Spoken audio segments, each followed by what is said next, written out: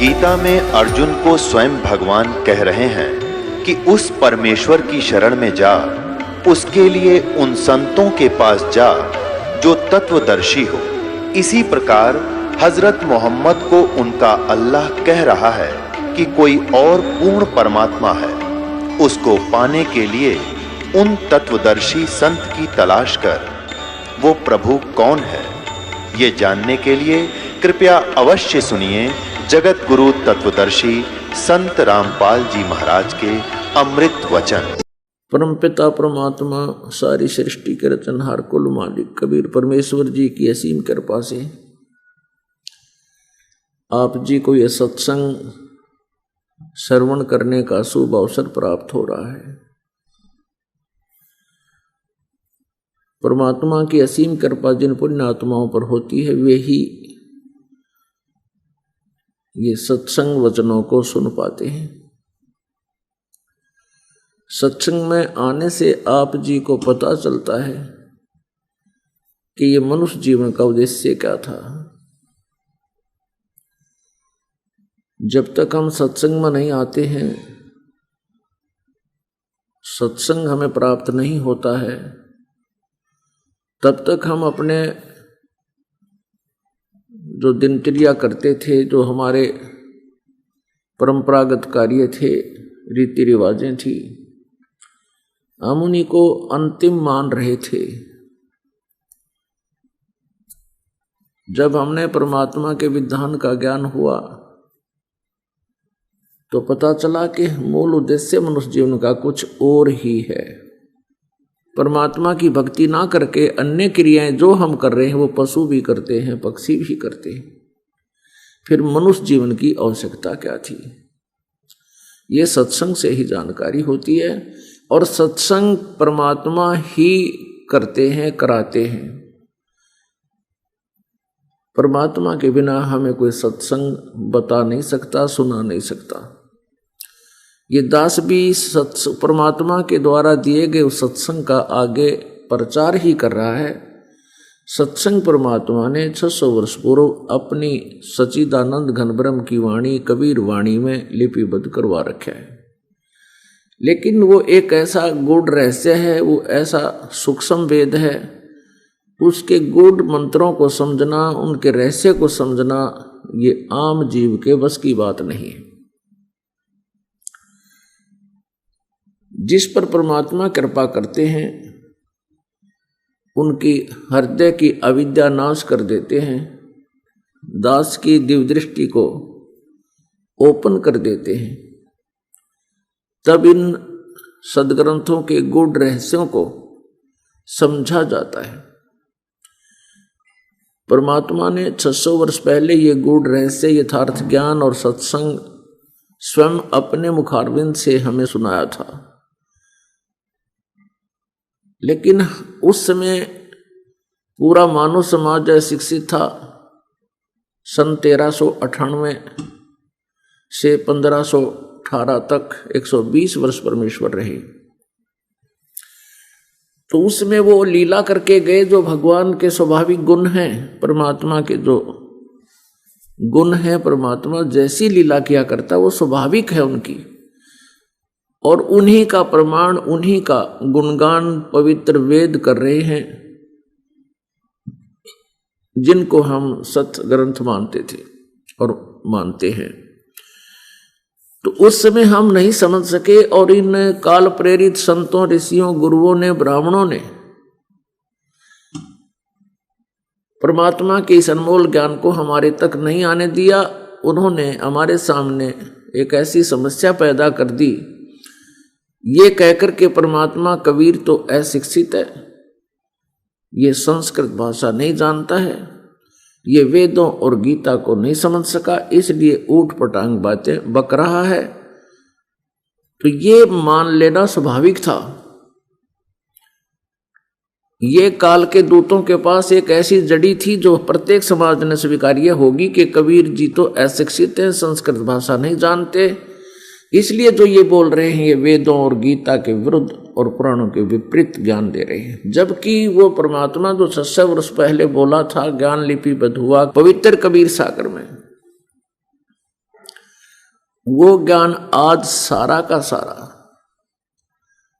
पवित्र वेदों से, पवित्र पुराणों से, पवित्र श्रीमद् भगवत गीता से मेल खा रहा है। तो पुण्यात्मा, परमेश्वर ने उस समय अब यही ज्ञान कुछ एक पुण्यात्माओं के अंतःकरण की अविद्या हटाकर उनकी दिव्य दृष्टि खोलकर दिया था। उनमें से कौन है? आदरणीय गरीबदास साहेब जी छुड़ानी वाले, हरियाणा प्रांत में गांव छुड़ानी, जिला जज्जर। और उस समय जो परमात्मा स्वयं आए हुए थे, उसी समय पैरेलल आदरणीय धर्मदास साहिब जी को, आदरणीय नानक दास साहिब जी को, आदरणीय मलुक दास साहिब जी को, उसके बाद आदरणीय दादू दास साहिब जी को, आदरणीय गीसा दास साहिब जी को, और भी कई महापुरुषों से वो मिले हैं। आदरणीय नामदेव साहिब जी को, आदरणीय रविदास साहिब जी को भी परमात्मा ने अपनी महिमा बताई और सतलोक के दर्शन कराए थे। धर्मदास जी को परमात्मा कबीर देव जी ने ये यथार्थ ज्ञान सुनाया, धर्मदास साहिब जी ने लिपिबद्ध किया, जो आज हमारे हाथों में है। और उनसे एक प्रतिज्ञा करवा दी थी कि इस तत्व ज्ञान को जो मैं तुम्हें लिखवा रहा हूं, सुना रहा हूं, तुम लिख रहे हो, इसके गूढ़ रहस्य मैंने तुम्हें बता दिए हैं, लेकिन आप जी इन गूढ़ रहस्यों को अभी प्रकट नहीं करना, क्योंकि ये गूढ़ रहस्य क्या थे कि गीता जी में क्या लिखा है, पुराणों में क्या लिखा है कि ब्रह्मा विष्णु महेश नासवान है। परमात्मा ने कहा था कि ये लिख दो, लेकिन अभी ये विचार व्यक्त ना करो, और ये ग्रंथों के अध्याय वगैरह ना बताना। क्यों? क्योंकि ये नकली गुरु संत इस सारे ज्ञान को याद कर लेंगे, सदग्रंथों से भी प्रमाण देना प्रारंभ कर देंगे, लेकिन इनके पास वो मंत्र नहीं है, ये उस मंत्र के अधिकारी नहीं है जो मंत्र इन्हें दिया जाए और फिर आगे इनको देने का आदेश दिया जाए। परमेश्वर ने कहा था कि जब पिछली पीढ़ी प्रारंभ होगी कलयुग में, उस समय इस ज्ञान का हम प्रकाश करेंगे, इस नाम का भी प्रकाश होगा। धर्मदास तो लाख दुहाई, ये मूल ज्ञान कहीं बार न जाई। 600 वर्ष पहले, 550 वर्ष पहले परमात्मा कह रहे हैं अपनी प्यारी आत्मा धर्मदास जी को कि धर्मदास तो लाख दुहाई, ये मूल ज्ञान कहीं बार न जाई। जो ज्ञान आज आपके समक्ष परमात्मा की दया से ये दास रूबरू करा रहा है, वेदों में ऐसा लिखा है, गीता में ऐसा लिखा है, पुराणों में ब्रह्मा विष्णु महेश की ये सतिथि बताई है। कहते हैं ये मूल ज्ञान अभी किसी को बाहर नहीं बताना। मूल ज्ञान बाहर जो पढ़ी या बिचली पीढ़ी हंस नहीं तरही।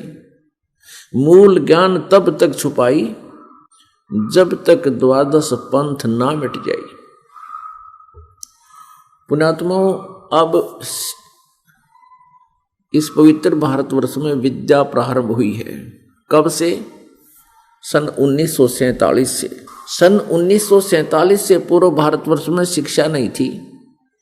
इक्का दुक्का व्यक्ति कोई शिक्षा ग्रहण करता था।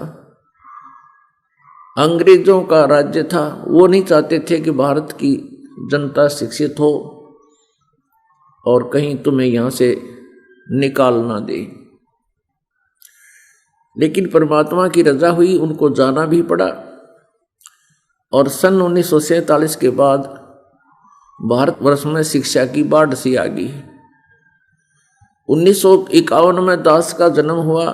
इस दास को भेजा अपने कुत्ते को परमात्मा ने, आप धनियों को जगाने के लिए, आपके लिए भौंकने के लिए और इस यथार्थ ज्ञान को आप तक पहुंचाने के लिए। 1951 के बाद फिर ये शिक्षित यानी बिचली पीढ़ी प्रारंभ होगी कलयुग की। और आज शिक्षा चरम सीमा पर है। आज से 10-15 वर्ष 12 वर्ष पहले ये कोई इंटरनेट नहीं था, कोई ये चैनल नहीं थे, टीवी चैनल। अब परमात्मा ने रजा बख्शी है, ये गॉड गिवन टेक्निक है, ये जीव के सतर का नहीं है। कंप्यूटर बना लेना या ऊपर सैटेलाइट सेट कर लेना, स्काई लैब बना लेना, ये जीव के नहीं, जीव के बस की बात नहीं है। या वायुयान बना लेना, ये परमात्मा यानी गॉड गिवन टेक्निक है, नॉलेज है। इसका उद्देश्य क्या था? इसका उद्देश्य यही था कि जब बिचली पीढ़ी आवेगी, इन सदग्रंथों को रूबरू करना पड़ेगा।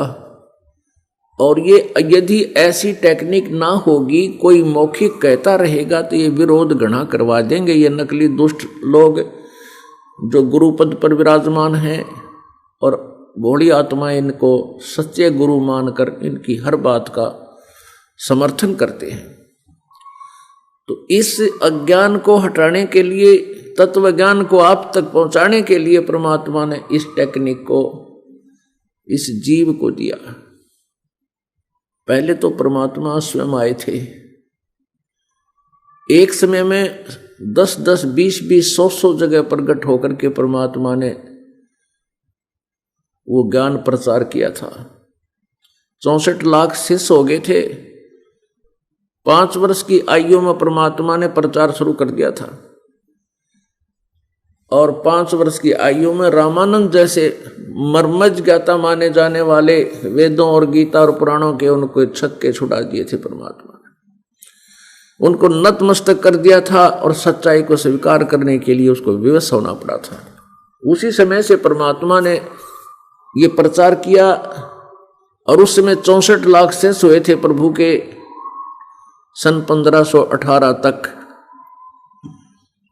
64 लाख शेष हो जाना, जबकि कोई मीडिया नहीं था, कोई अखबार समाचार नहीं थे, ना कोई प्रिंटिंग प्रेस ऐसी थी। तो उस समय परमात्मा ने स्वयं ही इस मीडिया का काम किया था। सैकड़ों जगह प्रकट हो जाते थे। कम्युनिकेशन इतना था नहीं। एक ही दिन में 100 जगह प्रकट होकर परमात्मा ने कहीं पर भी खड़े होकर चौराहे पर आवाज लगानी शुरू कर दी। क्या आवाज लगानी शुरू कर दी? झूठे सुख को सुख कहे ये मान रहा मन मोदे, ये सकल चबीना काल का, कुछ मुख में कुछ गोद। अब परमात्मा की सुरीली आवाज खड़े होकर चौराहे पर गाना शुरू कर देते थे। 50, 100, 200 व्यक्ति इकट्ठे हो जाते थे। 2-2 घंटे 3-3 घंटे परमात्मा ये ज्ञान सुनाते रहते थे। और कुछ एक दुखी निकटाते थे, उनको आशीर्वाद देते थे, सुखी हो जाते थे, फिर वहां तहलका मच जाता था। ऐसे परमात्मा के 64 लाख से हुए, लेकिन वो ज्ञान नहीं समझ सके।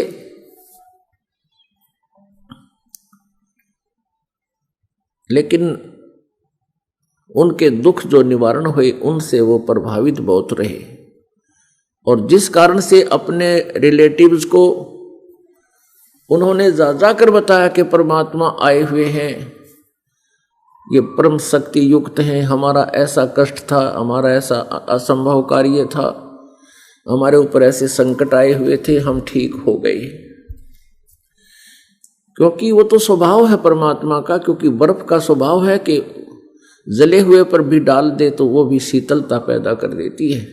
तो परमात्मा के गुण हैं, जो दुखी आत्मा उनके निकट आते हैं अपने स्वभाव व सुखी वो कर देते हैं, क्योंकि कबीर परमेश्वर सुख सागर हैं। जिस कारण से 64 लाख का ग्रुप तो बन गया, लेकिन उन्होंने परमात्मा को परमात्मा नहीं माना। कारण क्या रहा कि वो अशिक्षित थे, और भ्रमित करने वाले लोग ये कहते रहते थे कि कबीर अशिक्षित है, ये नहीं जानता वेदों के बारे में, ये जादूगर है। अब जैसे पुण्यात्माओं परमात्मा कबीर परमेश्वर जी दोनों धर्मों के प्राणियों को, क्योंकि हिंदू और मुसलमान भारतवर्ष में अत्यधिक थे, इन दोनों ही धर्मों के व्यक्तियों को समझाया करते थे कि तुम अज्ञानतावश यथार्थ साधना ना करके आप ऐसी साधना कर रहे हो जो तुम्हें हानिकारक होगी। ब्राह्मणों को कहा करते थे, जो हिंदू धर्म के गुरु, कि तुम इन भोली आत्माओं को यथार्थ ज्ञान ना दे करके लोकवेद सुना रहे हो और तुम ब्रह्मा विष्णु महेश को अजरो अमर बता रहे हो, इन्हीं की पूजा तक सीमित कर रहे हो। ये तुम्हारा ज्ञान शास्त्र विरुद्ध है। उधर से मुसलमानों को बताया करते थे कि तुम जो रोजे रखते हो ये है तो शास्त्र विरुद्ध साधना, इसके साथ साथ फिर तुम बकरे को हलाल करते हो, ये महापाप के भागी हो तुम, और इन भोली आत्माओं को भी पाप से ग्रस्त कर रहे हो।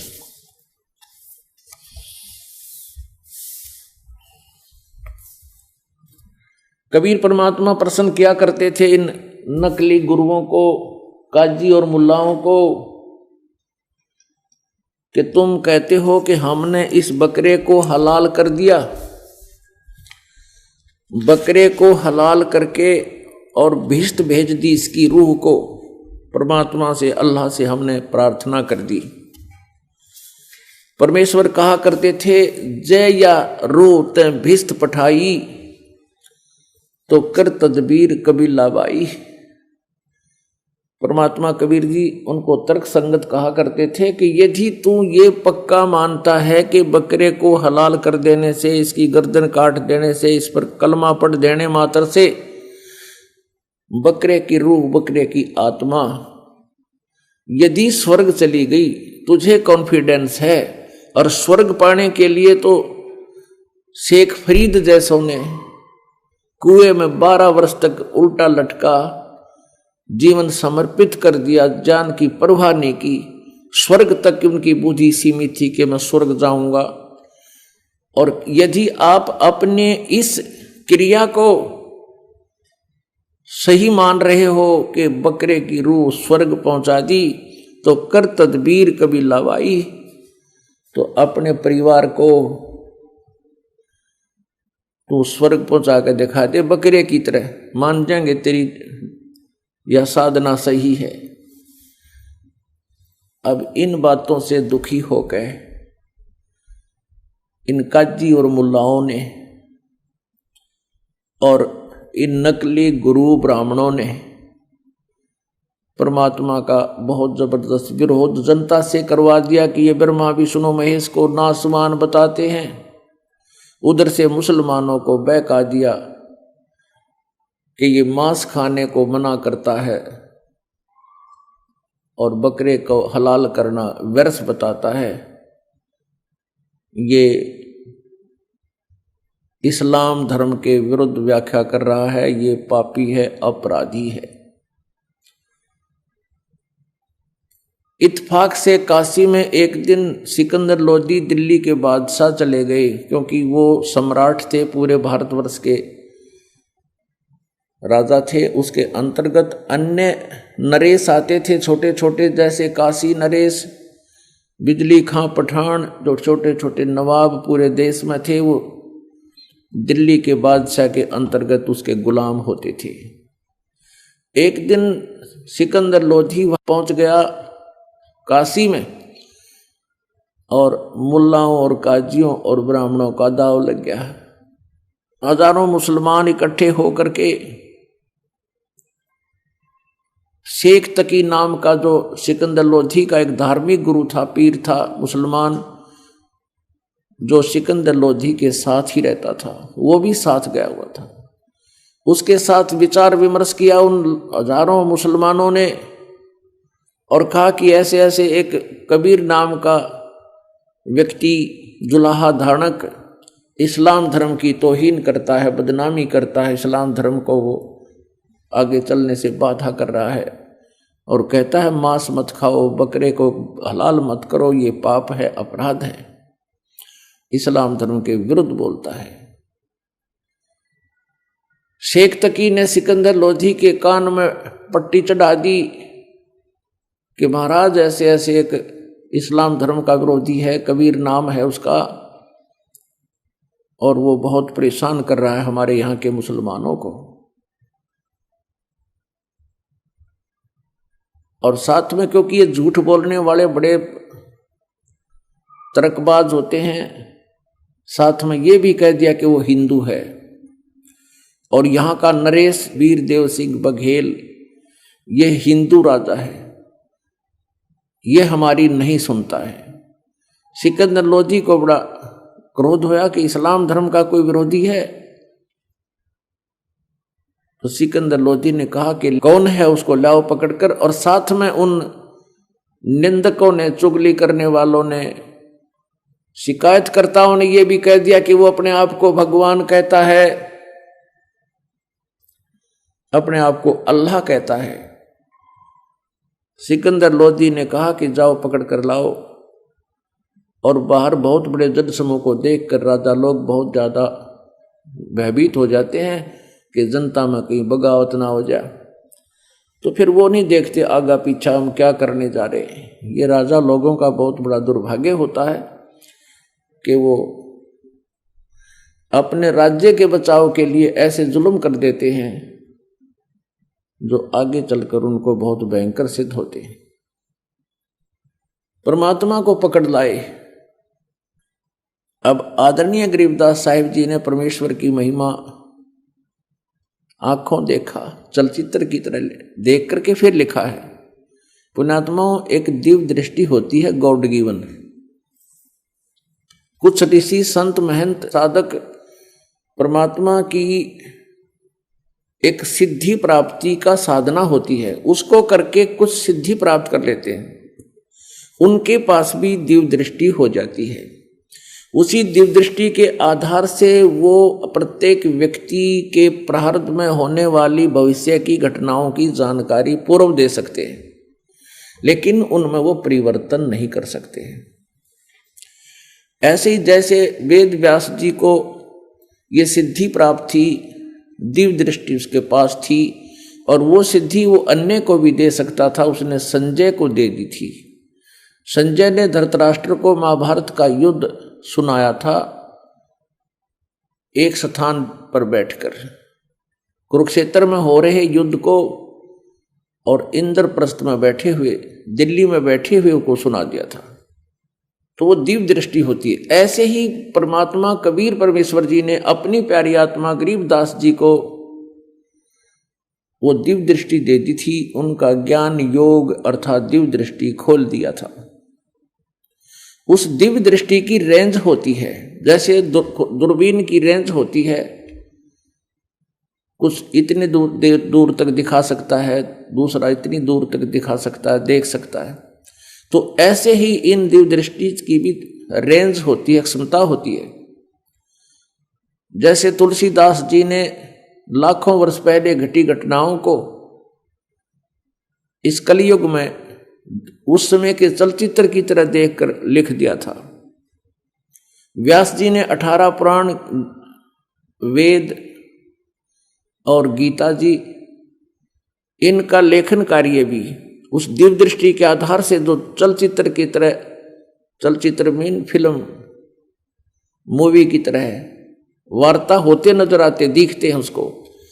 जैसे महाभारत के युद्ध में प्रारंभ में श्रीमद् भगवत गीता जी का ज्ञान श्री कृष्ण में प्रवेश करके काल भगवान अर्थात सर्वपुरुष सर्वब्रह्म इस ज्योति स्वरूपी निरंजन काल ने दिया था।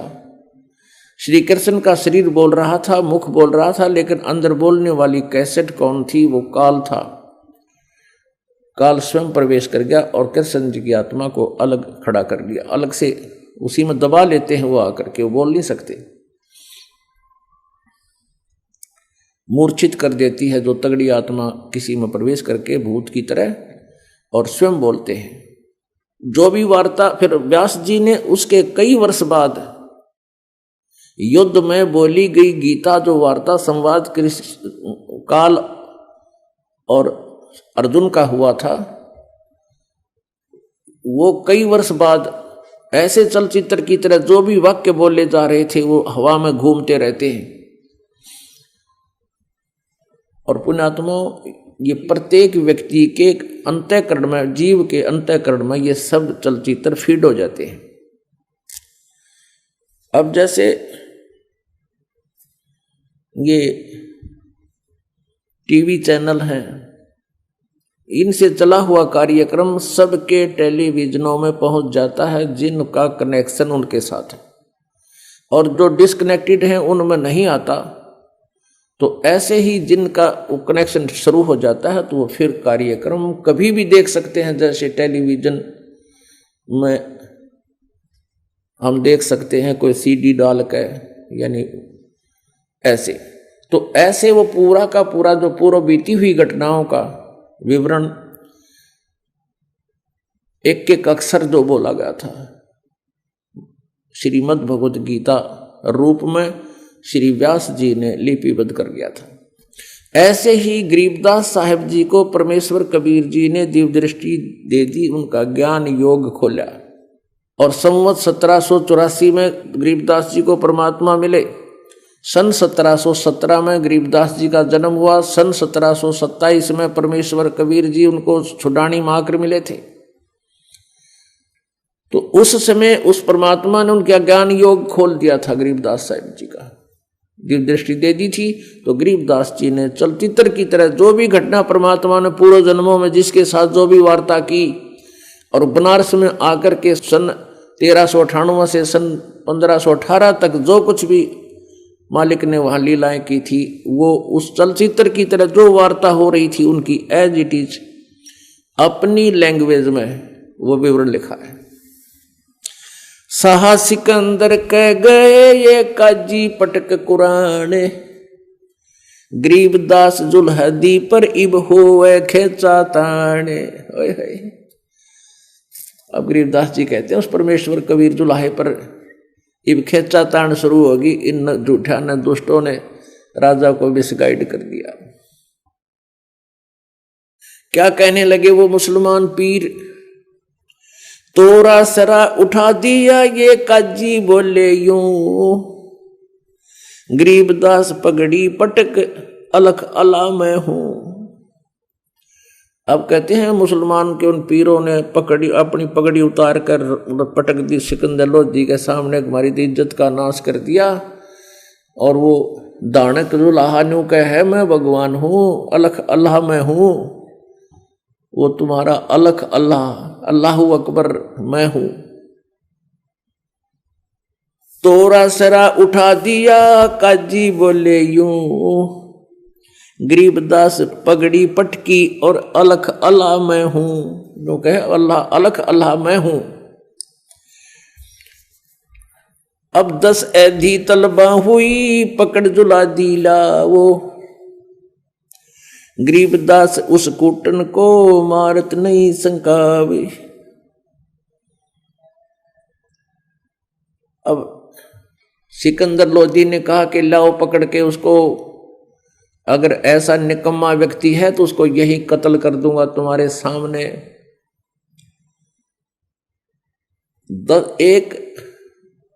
एक व्यक्ति को पकड़ने के लिए 10 सैनिक भेज दिए, 10, क्योंकि नंबर बनानिया की कमी नहीं। ऐधी ले गए बांध के परमात्मा को, हथकड़ी जड़ के हथकड़ी बांध के ले गए मालिक को चोर की तरह। अपने आत्माओं, परमात्मा की महिमा से, लीला से आपको ये पता लगेगा कि वो इतने दुखी क्यों हुए आपके लिए, हमारे लिए। क्योंकि हम उसकी संतान हैं, हम उनके बच्चे हैं, और अपनी नालायकी के कारण हम गलत जगह फंस गए। और बाप को बहुत दुख होता उसके बच्चा, बेटा बेटी, संतान कहीं किसी गलती के कारण कोई गलती कर दे और कहीं कष्ट में फंसी हो, उनको नींद नहीं आती। चैन नहीं पड़ता। तो यही दशा हमारे कबीर भगवान की है। वो हमारे लिए यहाँ आते हैं, इतना इतना कष्ट उठाते हैं, किस लिए कि किसी तरह ये मुझे पहचान ले और मैं उनको ले चलूं सतलोक में, ये सदा सुखी हो जाए। न उस परमेश्वर का क्या उद्देश्य था, ये लोक वेद विरुद्ध वचन बोलने का, यही उद्देश्य था कि भोली आत्मा मुझे पहचान ले और ये सदा सुखी हो जाएंगे। 10 ऐधी लेगे बांध कर साहा सिकंदर पासे, गरीबदास काजी मूला पगड़ी बह आकाशे। अब राजा ने कहा कि तुम चिंता मत करो, अभी तुम्हारे सामने उसके सिर कलम कर दूंगा। तो सब ने पगड़ी उठा कर सिर पे रख ली और कहने लगे आज हो जाएगा इसका काम, आज ये खत्म हो जाएगा। दुश्मन परमात्मा को दुश्मन की दृष्टिकोण से हम अज्ञानी देख रहे थे। आसपास क्षेत्र के सभी काजी मुल्ला आ गए। काजी 5000 हैं, ये मुल्ला पीटे शीशे। गरीबदास ये जुल्हदी का फिर बिस्वे 20। अब 5000 तक काजी और मुल्ला इकट्ठे हो रहे। अन्यों के राजा को कि ये तो काफिर है, काफिर मेहर दया इसके नहीं। अब काफिर सिद्ध करने का उनका दृष्टिकोण क्या तर्क था कि ये मांस नहीं खाता, ये काफिर है। कबीर परमेश्वर को वो पाप आत्मा काजी और मुल्ला कह रहे हैं कि ये मांस नहीं खाता, ये काफिर और मांस खाने का विरोध करता है, इसलिए काफिर दुष्ट है, ये ढेड है। अब वो क्या कहते हैं काजी और मुल्ला, मेहर दया इसका नहीं, यो मट्टी मांस नहीं खाए। गरीबदास मांस पकाओ और मोमन लो बुलाए। क्या जिसने मांस खुआवांगे और गाय का काट कर खुआवांगे और बुला लो इसके माता पिता को, बुला लो मोमिन इसके माता पिता को। मोमिन माने क्योंकि ये नीरो भी मुसलमान था, लेकिन वो हिंदू से मुसलमान बना था, बनाया गया था बाई फोर्स। नीरू भी पकड़े गए संग कबीरा माए। नीरू भी पकड़ लिया और कबीर जी की मुंह बोली माता को भी पकड़ लाए। गरीबदास उस सहरे में फिर पकड़ पछाड़ी गाय। वहां एक गाय को कत्ल कर दिया जिसके पेट में गर्भ था। शाह सिकंदर बोलता कहे कबीर तू कौने, दास गरीब गुजरे नहीं कैसे बैठे मोने। अब सिकंदर लोधी कहने लगा कि बोल तू कौन है, अब बता। तू भगवान कहता था अपने आप को, यदि तू अपने आप को अल्लाह कहता है तो हमारे नबी हजरत मोहम्मद ने एक गाय को शब्द से मार कर उसको जीवित कर दिया था, वचन से मार कर वचन से जीवित कर दिया था। अब हमने इस गाय को काट दिया है, कत्ल कर दिया, तू उसको जीवित कर दे अगर तू अपने आप को अल्लाह खुदा कहता है। अब क्यों चुपचाप बैठा, तू बोलता क्यों नहीं। शाह सिकंदर बोलता कहे कबीर तू कौने, गरीबदास गुजरे नहीं अब कैसे बैठा मोने। परमात्मा खड़े हो गए, हम ही अलख अला हैं कुतुब गोस और पीरी, गरीबदास खालक धनी हमरा नाम कबीर। अब परमेश्वर बोले खड़े होकर, हम ही अलख अला हैं कुतुब गोस और पीर। गरीबदास जी बता रहे हैं, कबीर साहब ने बोले गरीबदास खालक धनी, खालक माने सारी सृष्टि का रचनेहार, सृष्टा मैं हूं और मेरा नाम कबीर, वो अल्लाह अकबर मैं ही हूं। मैं कबीर सर्वंग हूं, सर्वंग बिन वासुदेव, मैं वो वासुदेव हूं जो सभी के ऊपर मेरी सत्ता है और सब के ऊपर मैं कंट्रोलर हूं, सब जगह मेरी ही सत्ता चलती है और मेरी पावर सबको कंट्रोल किए हुए मेरे अंतर्गत है, मेरा सब जगह निवास है। मैं कबीर सरबंग हूं, सकल हमारी जाते, गरीबदास पिंड प्राण में जुगन जुगन संग साथे। गऊ पकड़ बिस्मल करी दरगह खंड अजूदे, गरीबदास उस गऊ का फिर पीवे जुल्हा दूध। कैसे? चुटकी तारी थाप दे गूंजवाई बेगे, गरीबदास दूध जन लगी दूध भरी जा देग। अब परमात्मा ने खड़ा होकर के एक ऐसे चुटकी मारी और कहता अभी ले, अभी कर देता हूं, और एक हाथ से गाय के कटे हुए शरीर को छू दिया और दूसरे हाथ से गाय के गर्भ से निकले हुए बच्चे को, जो उसके भी 2 टुकड़े हो गए थे, उसको भी परमात्मा ने छू दिया। और दोनों ही ऐसे, दोनों गाय के टुकड़े और बच्चे के टुकड़े अलग अलग जुड़ के और खड़े हो गए, और बच्चे को लगा के मां के नीचे, गऊ के नीचे, और फिर हटा के एक तरफ, और दूध की बाल्टी भर दी परमात्मा ने। और क्या कहे, खड़े होकर के कहने लगे गऊ अपनी अम्मा है, इस पर छुरी न बाह, गरीबदास घी दूध को सभी आत्म खा। अब जिस ममड़ी का दूध पियो और घरत दूध बहु खाई, और उसको फिर तुम कत्ल करो लेकर कर्द कसाई। जिसका तुम दूध पीते हो वो मां के तुल्य होती है। मां का दूध पीते हो, मां है, दूसरे का दूध पीते हो तो वो मां ही हुई जो तुम्हें दूध पिला रही है, और फिर उस मां को तुम मारते हो। यो पर्चा प्रथम भया सा सिकंदर पासे, गरीबदास काजी मुला हो गे बहुत उदास। सा सिकंदर देख कर बहुत भय मुस्कीन, गरीबदास गत शेर की अब थर के दोनों दीन।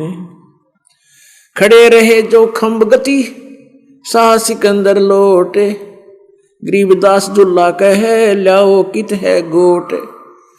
अब तुम नो को थे न मांस खवाएंगे, परमात्मा खड़े है नौकती खंबे की तरह, और सिकंदर लोधी ने दंडवत प्रणाम किया इस अनहोनी को देखकर, परमात्मा की लीला को देखकर। और परमात्मा कह रहे हैं कबीर जी के लाओ कहाँ वो मांस तुम्हारा, मुझे मांस खिलाना चाहते थे। अब परमात्मा क्या बताते हैं, अग्रम मग्रम छाड़ दे यो मान हमारी सीख। कहती है तुम अटपट छोड़ दो जो कह रहे हो, मैं जो कह रहा हूं मेरी बात को मान लो। अग्रम मग्रम छाड़ दे मान हमारी सीख, गरीबदास कैसा से वो बंक डगर है लीक। काजी मुल्ला उठ गए। अब काजी और मुल्ला नाराज हो गए जब सिकंदर लोधी ने उस परमात्मा के चरण पकड़ दिए। ओए होए, वो तो यूं गए थे कि आज इसको खत्म करवा देगा राजा और इसके टुकड़े टुकड़े करवा देगा। काजी मुल्ला उठ गए सा कदम जदलीन, गरीबदास उस जुल्हदी की ना कोई सरबर कीन। अब परमात्मा ने उनको फिर काफी देर तक समझाने की चेष्टा की, और पहले भी परमात्मा उनको ये ज्ञान दिया करते थे। काशी जोरा दीन का ये काजी खिलस करनते, गरीबदास उस सहरे में झगड़े आन पड़नते। अब परमात्मा कबीर जी समझाते हैं उनको, सुन काजी राजी नहीं वो आप अलग खुदा, गरीबदास किस हुक्म से तुमने पकड़े पछाड़ी गाय। कि तुमने किस आधार से गाय को मारा, कौन से ग्रंथ में लिखा है बता दो भगवान ने को मांस खाने का तुम्हें आदेश दिया हो। पुण्यात्मो, मुसलमान धर्म और ईसाई धर्म ये बाबा आदम को अपना पूर्वज मानते हैं, अपना सबसे प्रथम पुरुष मानते हैं। और बाबा आदम को कहते हैं परमात्मा मिले और उनकी उत्पत्ति भगवान ने ही की। पवित्र बाइबल में जो लिखा हुआ उल्लेख है लगभग 60% कुरान शरीफ में वही उल्लेख है। पवित्र बाइबल के उत्पत्ति ग्रंथ के प्रथम अध्याय के मंत्र नंबर 26 में यह लिखा है कि परमात्मा ने 5 दिन जब सृष्टि रची, 5वें दिन कुछ बनाया, एक दिन कुछ, दूसरे दिन कुछ, तो छठे दिन परमात्मा ने कहा कि मैं मनुष्यों को अपने ही स्वरूप के अनुसार उत्पन्न करूंगा। और परमेश्वर ने मनुष्य को अपने रूप के स्वरूप के अनुसार उत्पन्न किया, नर और नारी करके उनकी उत्पत्ति की। और 6 दिन में सृष्टि रची और 7वां दिन तख्त पर जा विराजा। उसमें परमेश्वर ने लिखा है उत्पत्ति ग्रंथ में, पवित्र बाइबल में, कि मनुष्यों को खाने के लिए ये छोटे छोटे बीज वाले पौधे और बड़े पेड़ जो फल बीज वाले फल हैं, ये सभी फल और ये बीज जैसे गेहूं, कणक, बाजरा, ज्वार, ये खाने के लिए सामक, ये तुम्हारे खाने के लिए है। उसमें किसी भी मांस के खाने का प्रावधान नहीं किया परमात्मा ने। यहां तक कि अन्य प्राणियों को भी, जल और थल के जितने प्राणी हैं उनके लिए बताए छोटे छोटे घास खाओ तुम, ये पत्ते ये तुम्हारे लिए दिए। पुण्यात्माओं, यदि कुरान शरीफ में और यदि पवित्र बाइबल में आगे कहीं ये लिखा हुआ है कि मांस खाओ, वो किसका आदेश है? वो प्रभु का नहीं, क्योंकि परमात्मा अल्लाह तो 6 दिन में सृष्टि रचकर और जो आदेश देना था वो फाइनल अपना विधान बताकर और जाकर वो सतलोक में विराजमान हो गए तख्त पर बैठ के। उसके बाद यदि किसी देव ने या किसी फरिश्ते ने या किसी ऋषि या पीर गुरुजी ने ऐसा करने का विधान बताया है, मांस खाने का, गाय काटने का, बकरे काट कर हलाल करने का, उनको मुक्त करने का, तो ये विधान भगवान का नहीं है, ये ज्ञान परमात्मा का नहीं है, ये किसी व्यक्ति विशेष और संत या ऋषि गुरु पीर का आदेश है।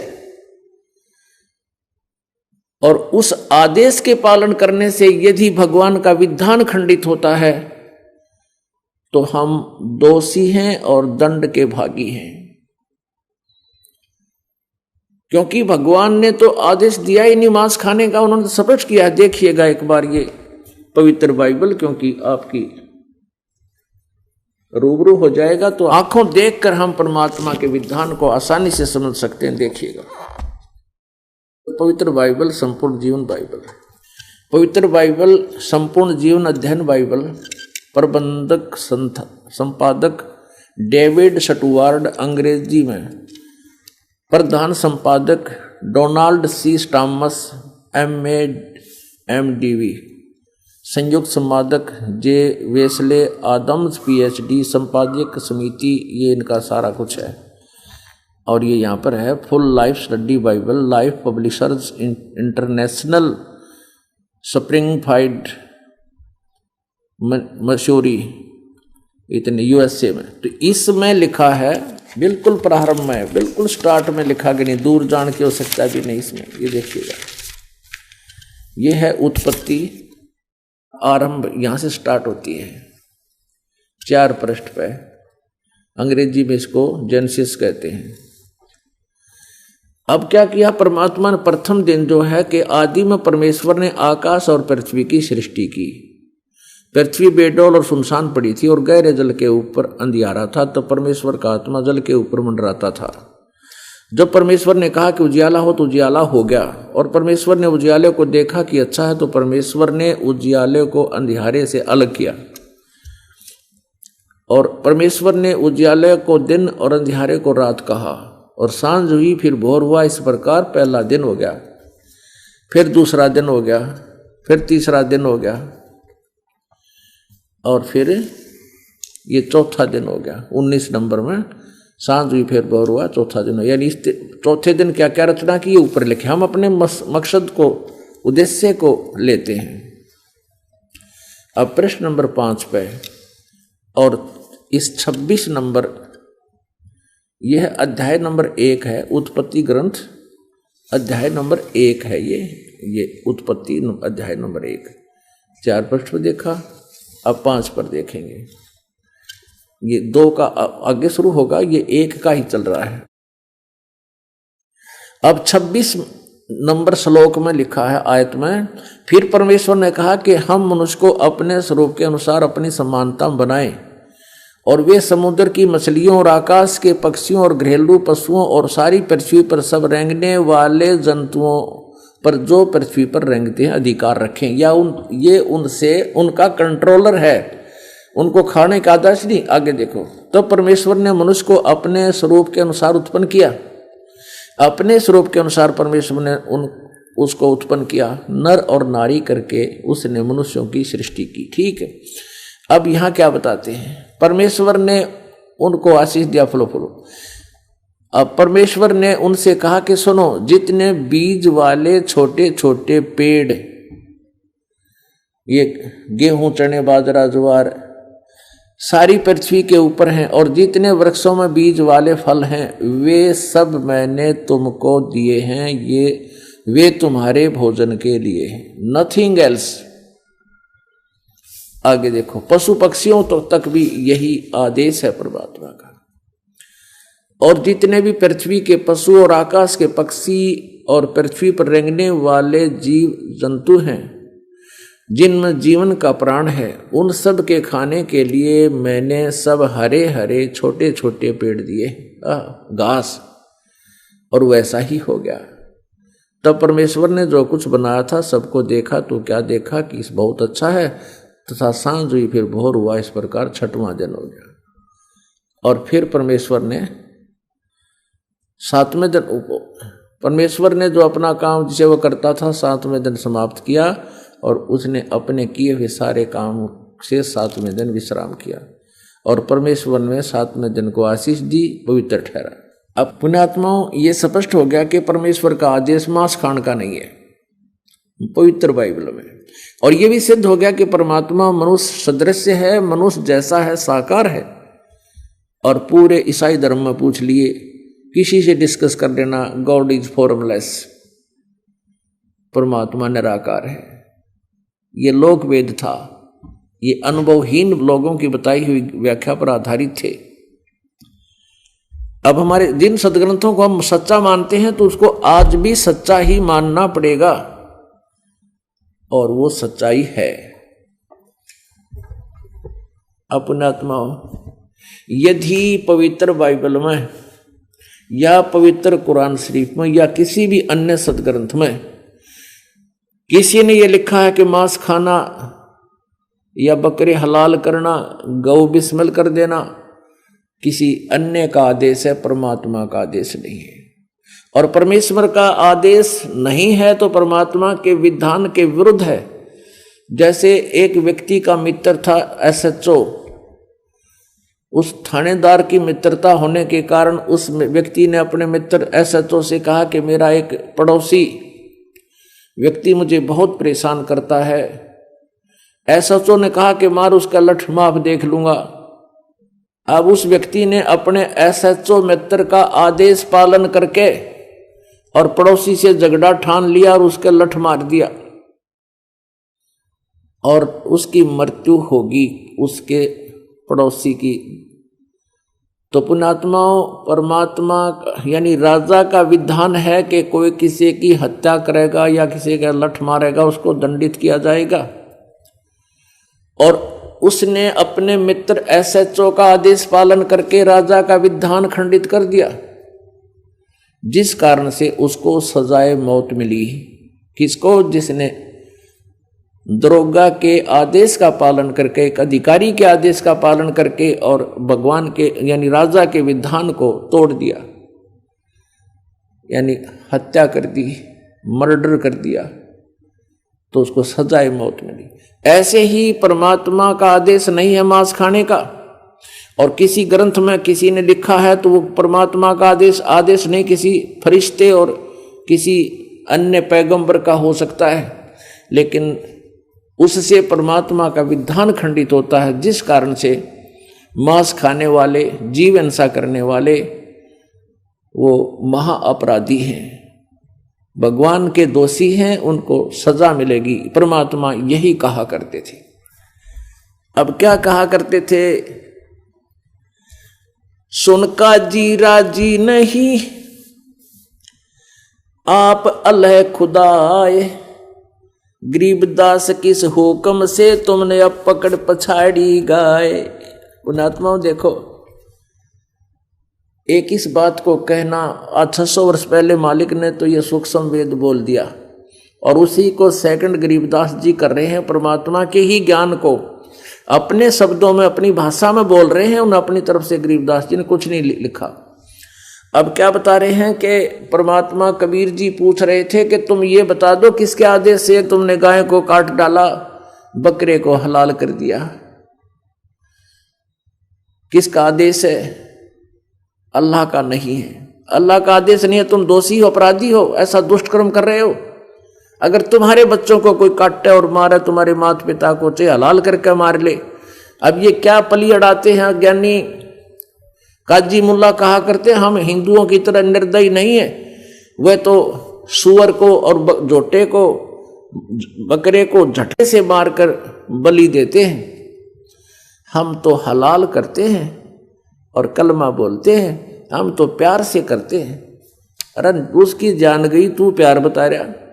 अबला तुझे करें हलाल प्यार से, बांध दे तेरे हाथ पैर, कति उससे भी प्यार से कर देंगे, करवा। परमात्मा ये कहा करते थे, क्यों मूर्ख बना रहे हो दुनिया को। अब बकरे की जान ले ली, चाहे हलाल करके ले लो, चाहे झटके से, उसकी तो जान गई। तो पुण्यात्माओं, ये अज्ञान था सारा। परमात्मा ने 600 वर्ष पहले हटाने की चेष्टा की, लेकिन नालायकों ने विरोध घना करवा दिया। परमात्मा ने भी पता था कि अब ये चलेगा नहीं। उसमें तो वो लीला करके दिखा गए कि मैं भगवान हूं और भगवान ऐसी लीलाएं करता है, और तुम्हारे वेद और पुराण सभी यही बताते हैं।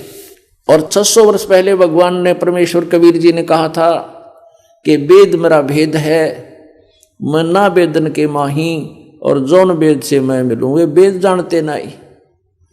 ये चारों तुम्हारे पवित्र वेद ये मेरा ही गुणगान कर रहे हैं, लेकिन इनमें मेरे पाने की वे ऑफ वर्शिप नहीं है।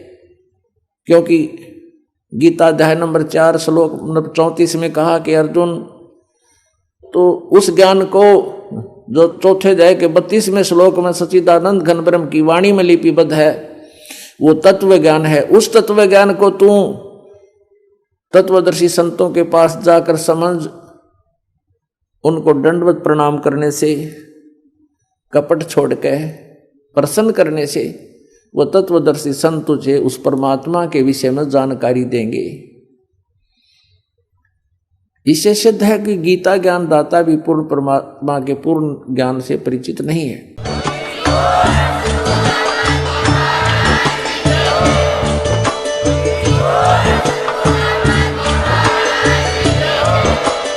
आप सुन रहे थे जगत गुरु तत्वदर्शी संत रामपाल जी महाराज जी के मंगल प्रवचन। अधिक जानकारी के लिए विजिट कीजिए हमारी वेबसाइट www.jagatgururampalji.org। संत रामपाल जी महाराज जी के शुभ आशीर्वाद से पूरे विश्व भर में 500 से भी ज्यादा नाम दीक्षा केंद्र हैं, जिन पर संत रामपाल जी महाराज जी द्वारा ऑनलाइन निःशुल्क नाम दीक्षा दी जा रही है। अपने नजदीकी नाम दीक्षा केंद्र का पता करने के लिए संपर्क करें 8222880541।